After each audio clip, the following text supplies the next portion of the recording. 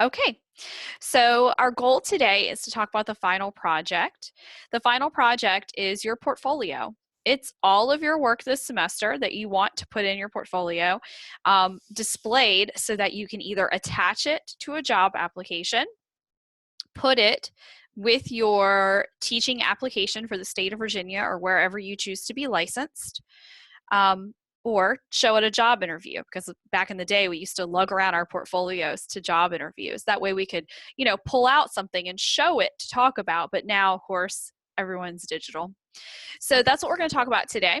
How many of you have used Weebly before? Has anyone used Weebly? Yeah. A few of the English teachers use Weebly, and a few of my colleagues are starting to make the switch over, so you may have already used it. And we'll talk about which one we're going to use today, and also alternate options. Probably once a semester I get somebody who wants to use a different portfolio service just because they've already used it and they want to stick with that. And generally I'm okay with that, but just know that I'm not much help outside of Weebly.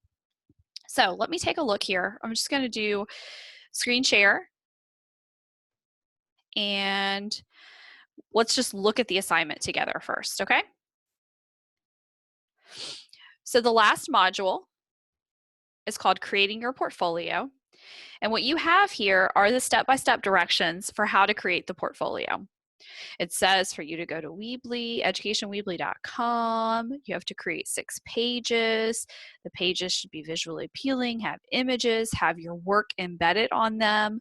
And then you should write a short reflective paper in Word and turn that in Blackboard with your link. These steps and directions that are given to you are what are only given to the online students. If you're taking this class online, Blackboard is what you have. But you guys get that added benefit of seeing me, right? And usually we're in class and we can have fun and eat donuts. And usually the last week is a lot of fun, but here we are online. There's a note I added here about Wix and WordPress. Has anyone used Wix before? Yeah? A few of you? And how many of you have used WordPress? Anyone use WordPress? Okay, so some of you have used a couple different ones. If when you're working on this assignment, you're like, I've made a Wix page before and I really like Wix, then use Wix. That's perfectly fine with me. If you use WordPress, ODU's WordPress page, and you really, really liked it and you want to stick with that, then use it. Everything that you're required to do here can be done on any of those websites. The only website that I will discourage is Google. How many of you have ever used Google Sites to make a website? It is very limiting. So last semester, I had a student who said, I really like Google Sites. I know you're not a fan of it, but I really like it and I want to use it. And I had a long talk with her about all the limited options that it offers. But she was like, no, I like it. It's just what I want to use it. She got really, really frustrated because Google Sites doesn't allow you to customize anything. The template that they offer that you choose is what you have to use. And you cannot change where a font goes. You cannot change the color. You cannot put pictures where they don't have pictures. And it became very, very, not basic, but just very limiting. And so I encourage you to stick with Weebly or Wix or WordPress, because you can at least change where you put pictures and font and make it a little bit more what you want it to look like. I sent you a Google link to a document via the course announcements. It's still there. So if you go back here to announcements, the link is still here. So go ahead and click it, or if you haven't yet, this is what it will open for you.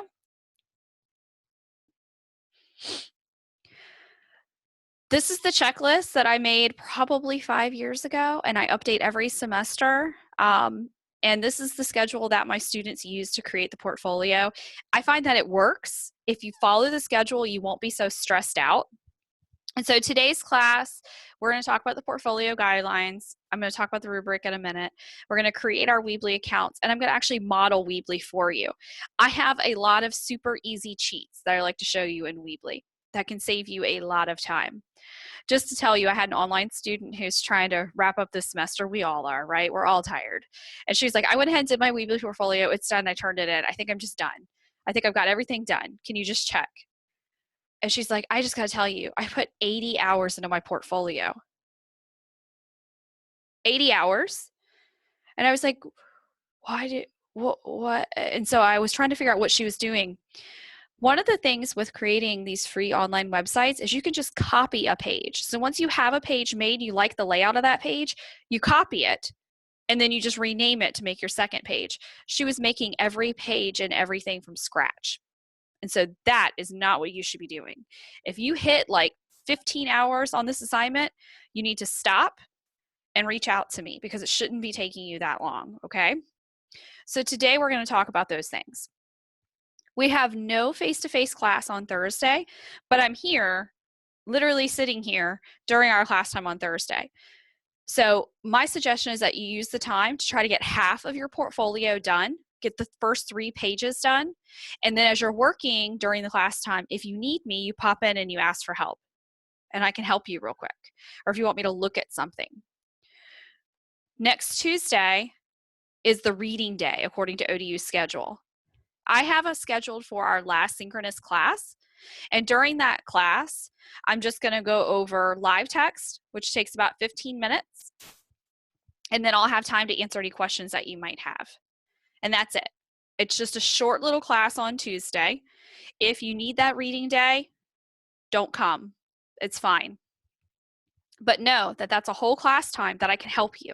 And I'm also going to talk about live text, which is a requirement for ODU's College of Education and Professional Studies. So you have to have live text.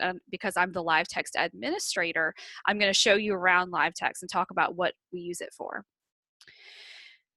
Next Thursday, same thing. I'll be sitting here, right here in this chair. If you need help, it's your last day to get help. So if you've reached the end of the portfolio, you've drafted your reflection in the Word document, and you just want me to look at something, pop in. I'll look at it for you. Your Weebly pages reflection, the whole assignment, is due Monday, May 4th. That's the last day I can accept anything because I have to turn in your grades within 48 hours. So by Wednesday, I have to turn in your grades. So May 4th, that's the absolute latest I can accept anything. The second sheet of this is for you. Today, after we finish class, I would recommend that you sit down and you fill this out. This will help guide your reflection, but it will also help you figure out what you're doing with the portfolio. Is everybody always 100% perfect at everything they do? Maggie's like, come on, Dr. Rivers. She's shaking her head. She's like, no, no one's perfect. Even if you get an A in a class, are you still perfect at every single thing you did in it? No. I still think about that A- I got during my doctoral studies. A-. I still think about that a lot. But it was a math class, so can't be perfect at everything, right? So this sheet has you go through and list your grades for the assignments that you have completed so far. Then I have you list your glows. So what was good about the assignment? Read my feedback, look at the rubric. What did you do well, say, on the creating assignment? And then your grows. So what do you still need to make improvements? You need to improve the assignments that you put in your portfolio. Don't just stick an assignment in here without any changes. Use the feedback that I've given you to make it the best copy and the best assignment that it can be. So make a note here about what grows you need to think about. And then decide if you're going to include it in your portfolio. Some of you are like, what? You only have to include 70% of your assignments in your portfolio. Why do you think we don't make you include 100% of your assignments from this semester?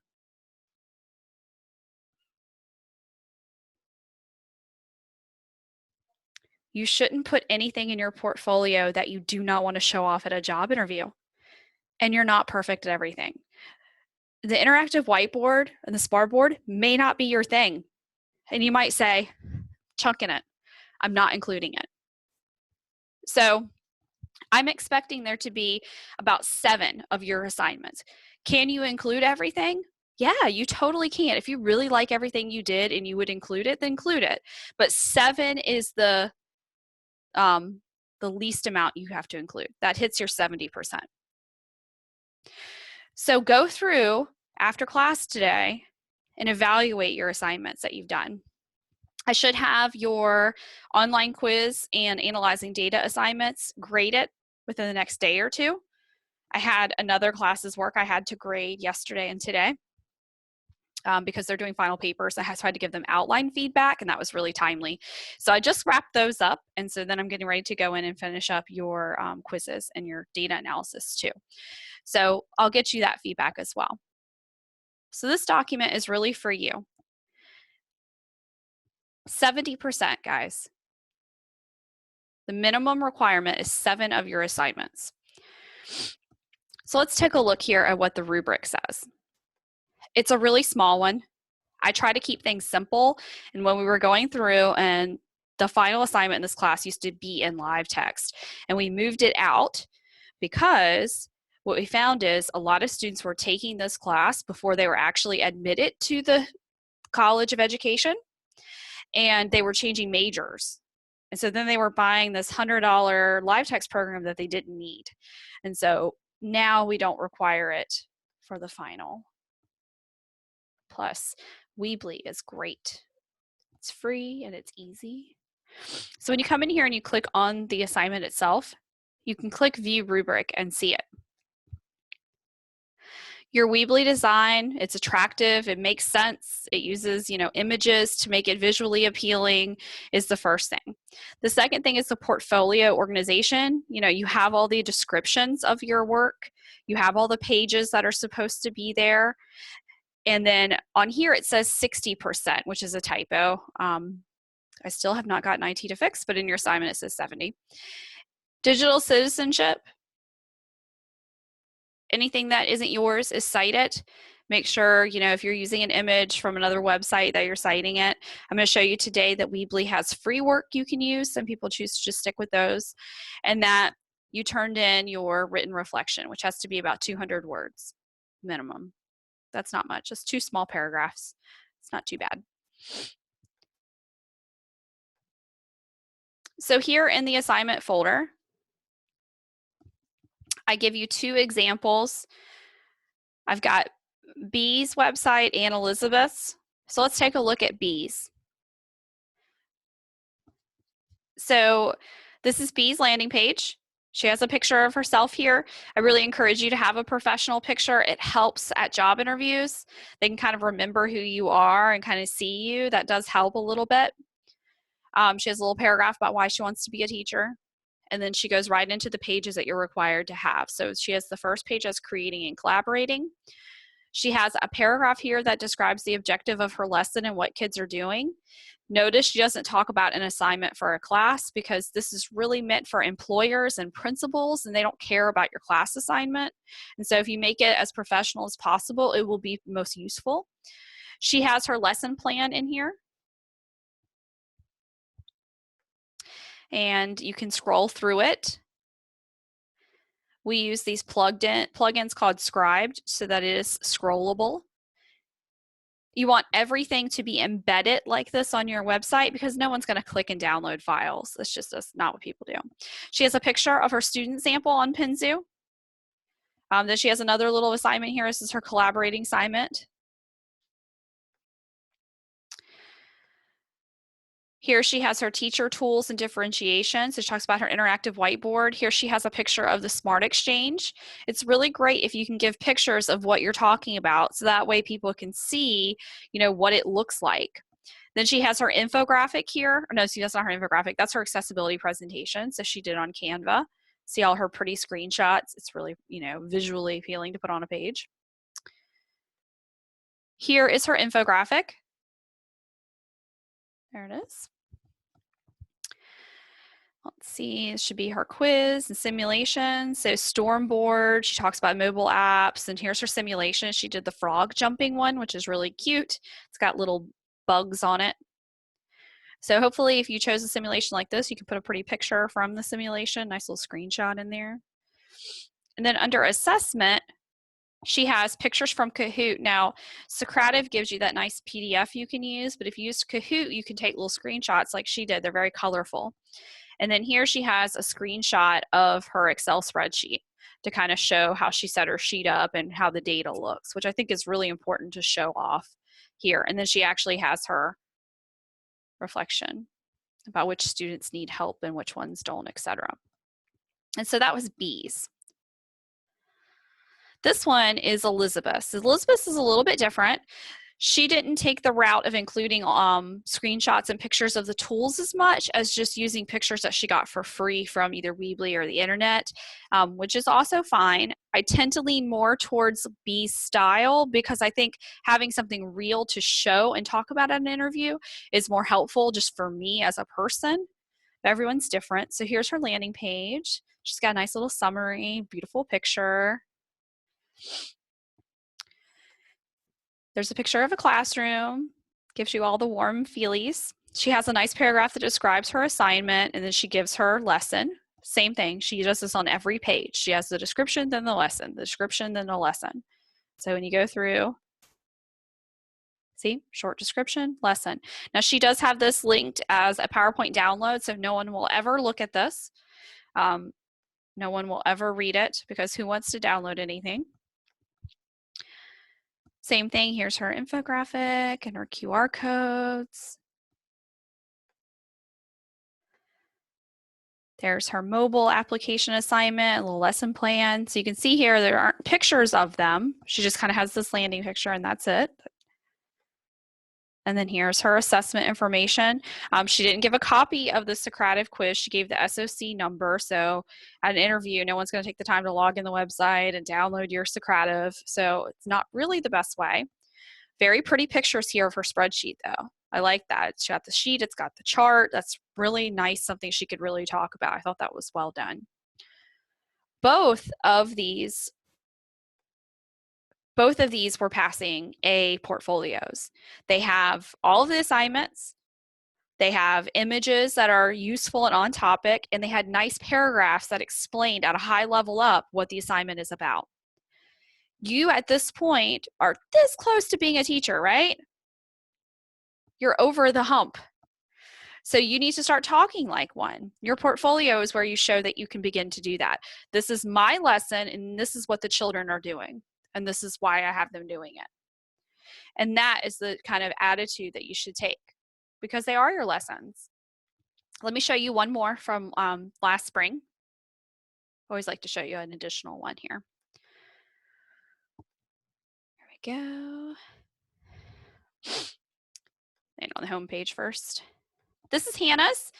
So Hannah did, a lot of people do this, the quote at the top. I was a big quote person too. I always like a good quote. She has a nice little paragraph about herself. She didn't want to include a picture, which is fine. Then she has her paragraph here. She also talks about which SOL it covers, which I think is a nice thing if you're trying to think of something to say. And she has her lesson plan. Then she gave a picture here. She has kids making pie charts. So, you know, favorite food, kindergartners. I think you're right, putting right about pizza, hamburger, mac and cheese, and chicken tenders. And she has here her collaborating. Let's take a look here at her interactive whiteboard. Here is her presentation on her accessibility as well.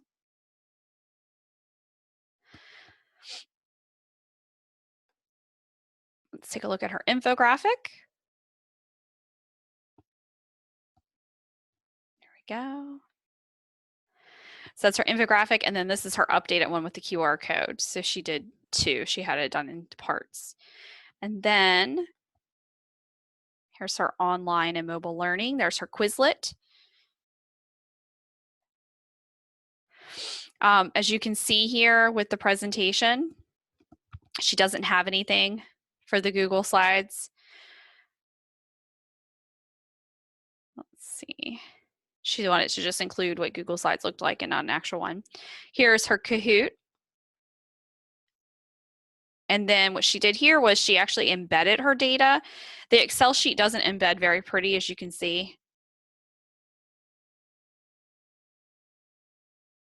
It turns into kind of this little jumbled sheet. So I'd really encourage you to take a screenshot of it and include it that way, because I think that's kind of the best way.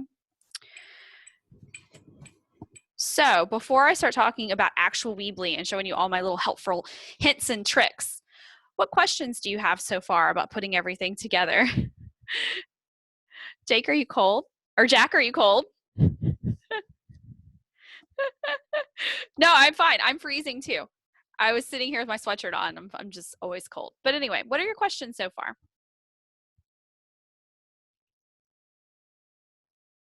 It seems pretty straightforward. Yeah. Until you start clicking and yelling at your computer screen, right? Yeah. Are you going to show us how to use the scribed as well so that you can scroll? Yeah. Okay. No, why would I do that? I don't teach technology. I'm just kidding. I had an adjunct tell me that a couple years ago. She was like, I teach instructional technology, not technology. And I'm like, geez, why did we hire you? So if we don't have live text already, do we need to get it like now? So it is in the syllabus. It is in the program that you're supposed to purchase it. You don't need it for my class, but you definitely need to have it purchased and ready to go. If another teacher, at the beginning of next semester says turn in all your work needs to be turned in live text, you do need to turn it in live text.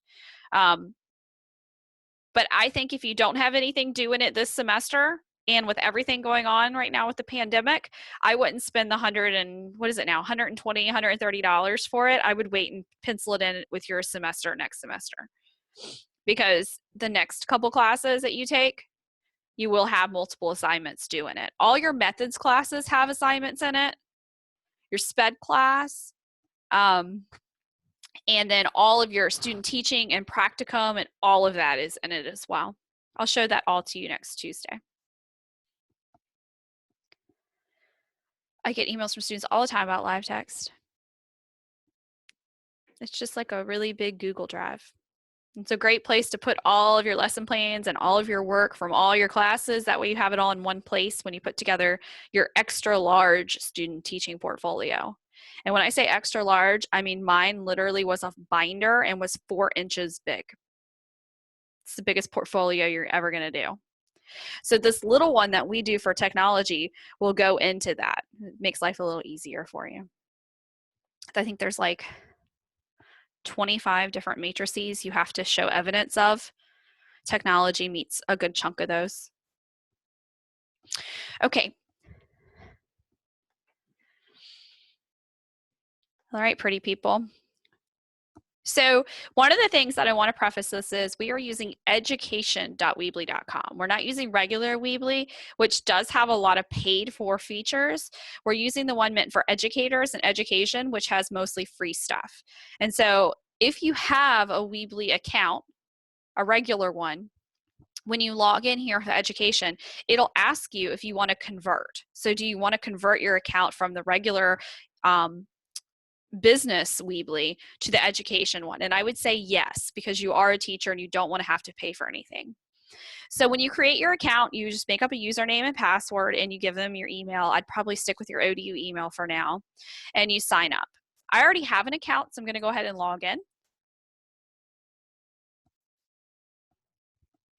And Weebly was really slow this morning, but of course now it's working just fine. So you will create an account, you hit add site. And the first thing it asks you to do is just choose a theme, because this isn't like you have to create a website from scratch. WordPress and a lot of the other tools may have you picking your features and doing a lot of coding, but Weebly makes everything for you, and then you just kind of drag and drop and add and delete as you want to. So what I would do is I would come over here to portfolio or personal and just sort of look through and pick one. You're not locked in. You can change the template. So to get us started, let's just pick one. Here, well, this one's fun. I want to get outside. Let's go with this one. So I hit choose, and it will create it for me. So this is the editor in Weebly, and it doesn't have a save button. That's the one thing that throws people off about Weebly, is that they have this scary button here called publish. And students are typically like, I don't want to publish it yet. Publish is save. You can always log back in and edit it and change it as many times as you want. And so the publish button is just the save button, and you should still hit publish and make sure when you're done doing things that you are publishing, because I don't want you to lose anything. The first thing it's going to ask you to do is to pick your domain name, which is basically naming your website. You want to go with this first feature. You want to go with the subdomain of Weebly.com because that's the free one. I would suggest using whatever you want to be called professionally.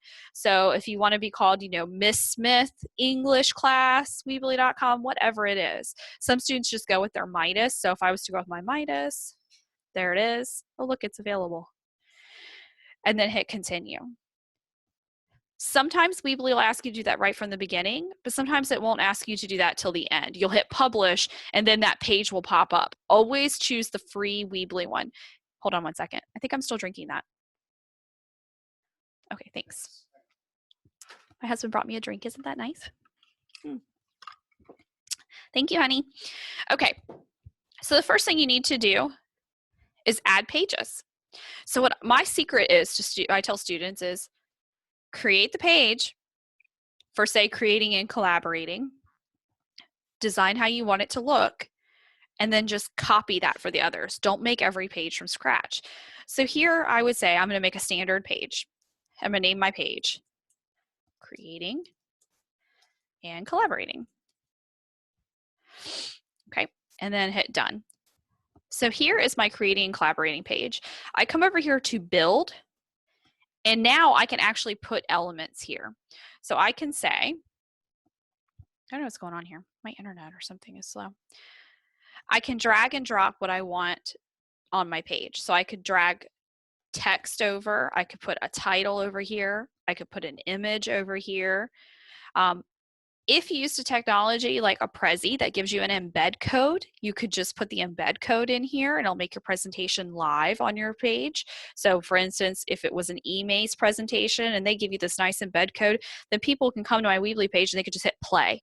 They don't actually have to click a link to take me out of it, which I think is really nice. You guys see this? I don't know what's going on here. Okay. So this was the site we were working on. Every time you publish and come back and publish and come back, this is where it'll appear and you just hit edit. Let's see if I can get it to go.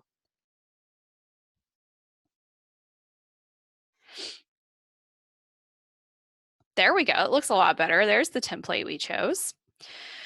So here is my home page. They have a little place for me to add text if I want to. If I want to get rid of it, I just hit the X and then it's gone. If you want to add a little bit underneath this picture, like I was saying earlier, you just drag over what you want. So here, I'm gonna put a title here, okay? Or now I want some text underneath here. And I think also I want to put, a slideshow here. Let me do some, there we go. And here's where I can pick photos. So I can upload, I can load them, and Weebly also gives you some, which I'll show you in just a second. So these are the features that I can use down here on the left-hand side. The one that you're going to want to use for your Word documents is the Scribe Doc. So if I pull this over, and now I have this plugin here, I click it, and then I upload. Now, for some people, they've told me, oh, it was so slow putting my things in here and it just took forever. A quick way around if Weebly is moving slow is to save all your Word documents as PDF files. PDF files load much quicker in the Scribe plugin. Let me just pick a random something here.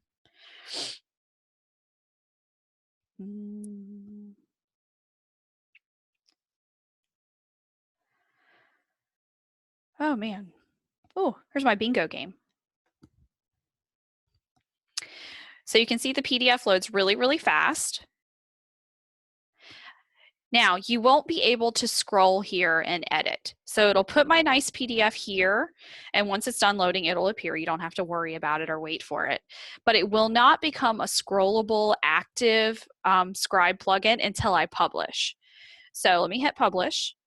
I've already got my domain name. I like my Keystone. We're going to stick with that. Now it's done. and it gives you your link right here in blue. It's going to ask you if you want to buy a domain. Like, do you want to get rid of the Weebly part and have your own domain? No, we're not going to do that. Just stick with the free. Here's my URL. So here's what we've done so far. Here's my PDF file.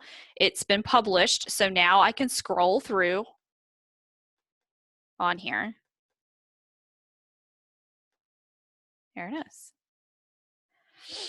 And so, you know, I've got a lot of work to do here. I don't love the way it looks or anything like that. So I can always come back here and keep editing. My pages are right here. I've already made my creating and collaborating. I've got my home page. I'm going to pull it up there because I like things to be in order because I'm crazy.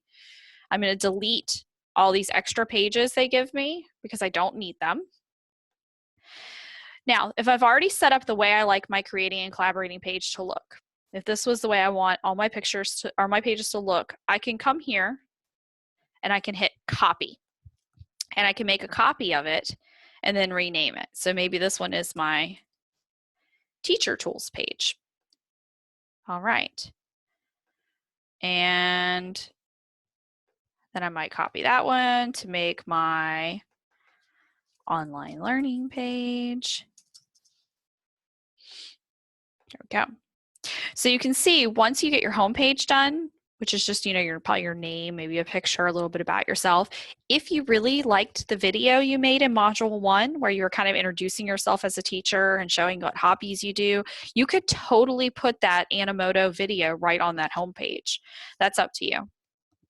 But once you get your page done on creating and collaborating, for instance, and you've got your scribed embedded TPAC lesson plans, you've got some pictures on there and you really like the way it looks, just copy that format for your other pages and then you can just update them. Now say you get all the way here and you realize you hate your theme. You can come to theme and you can change your theme. There we go, change theme.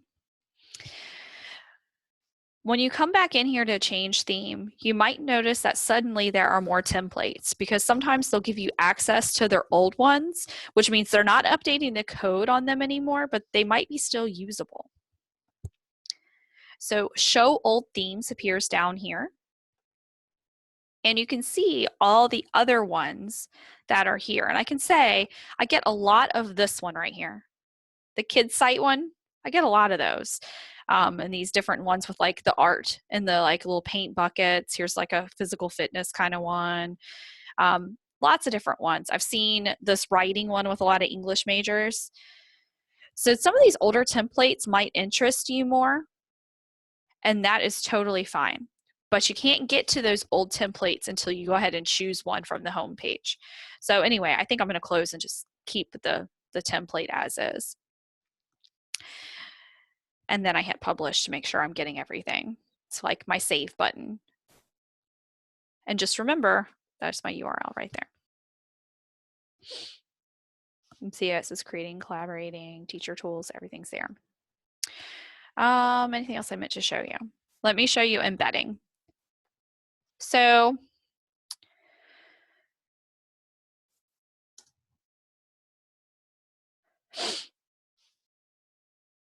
trying to see here if I have anything.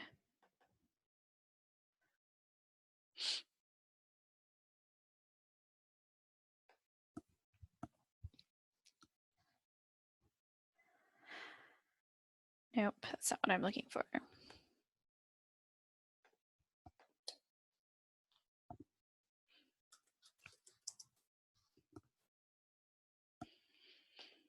me show you one of my prezzies.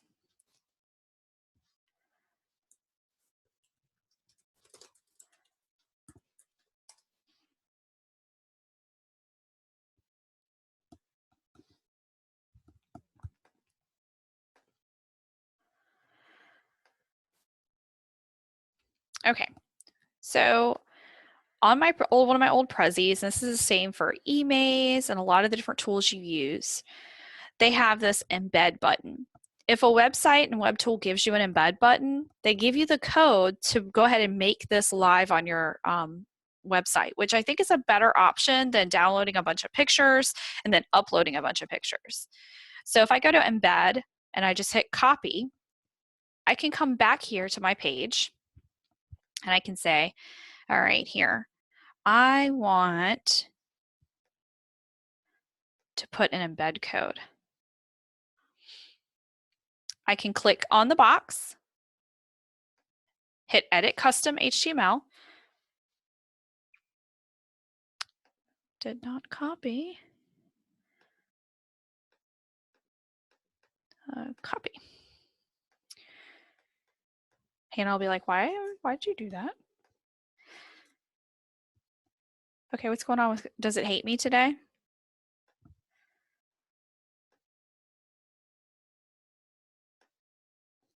Okay, I'm gonna cut and copy and see if that works. But all you do is double click and hit edit custom. And then you can go. And so now when I click out of it, now my presentation is right there on the website. Watch what happens when I hit publish.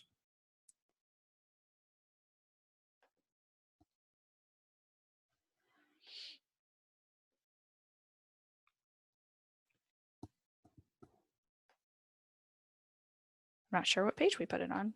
There we go.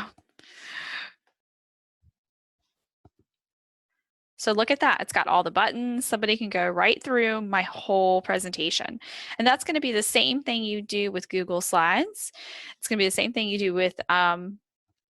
Some of your infographics might give you an embed code. If you made a video, those usually give you embed codes. So that's how you can embed if you have a technology that gives you an embed code. Now let me drag over, oh, nope, drag over an image here.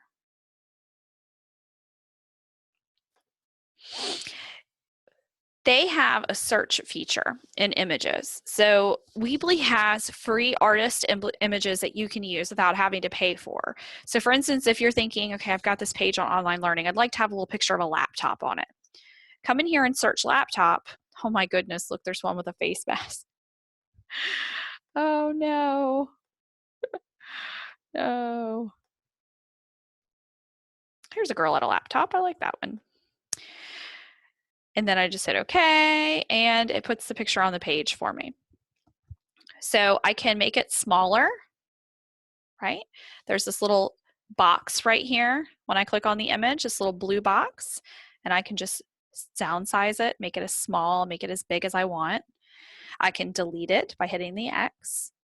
Yep, I'm sure I want to delete. So just that easy. I don't think there's any other features students typically use here. Most times students just stick to the text. They'll put the little text box either above or below their lesson plan, and they'll say like, this lesson plan is about teaching. Thank you, Captain Obvious. And then of course you can always move things around too. If you decide, oh, I don't like it there, then you can bring it down and put it underneath. Of course, I'm in Zoom and it's trying to open my other Zoom window. There we go. So you can do that. If you decide that things are too smushy and you want to space them out a little bit, you can add sections and dividers in between. You can say like, hey, I want there to be a divider in between these two things. Okay. And now it's made a big one. I can make little sections here. Do a side by side if I want. So lots of different options. The main thing is to remember to always hit publish because that's your save button. So let me get back to you guys. What do you think?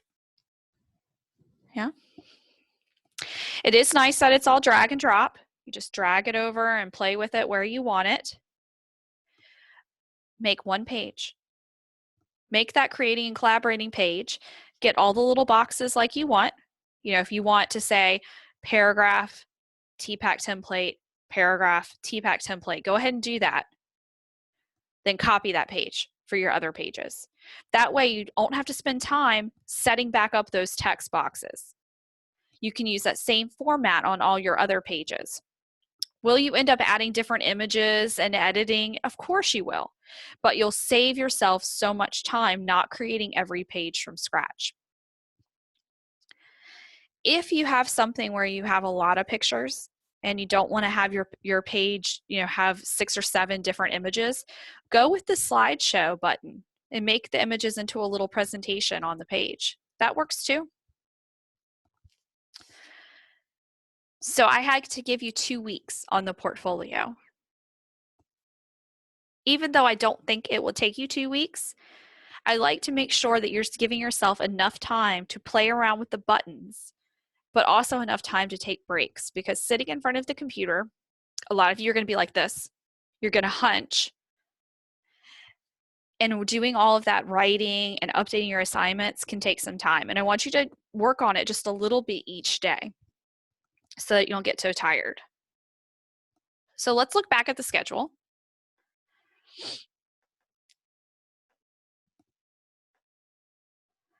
I suggested that between now and Thursday, so maybe Wednesday, Thursday, and maybe even Friday, you work to get the first 3 pages done. Get your home page done. Do the creating and a collaborating page. Get that all done. Maybe start working also on the teacher tools and differentiation. And then when I see you next Tuesday, I'll go over live text. I'll show you what it looks like, and we'll talk more about what the big portfolio looks like when you're student teaching, as well as what the methods classes require. And then I'll also suggest that you work on getting the other 3 pages done. I would suggest getting all the pages set up and done as much as you can, so that if you need help, you can come to office hours next Thursday, the 30th, and I can help you. Any little things you're having, like, Dr. Rippard, I'm putting this box here. I've put this box here 12 times and it's still doing this. Please help me. Because sometimes that little stuff like that happens. And it's important to have somebody that maybe isn't spending hours in front of their computer helping you with it.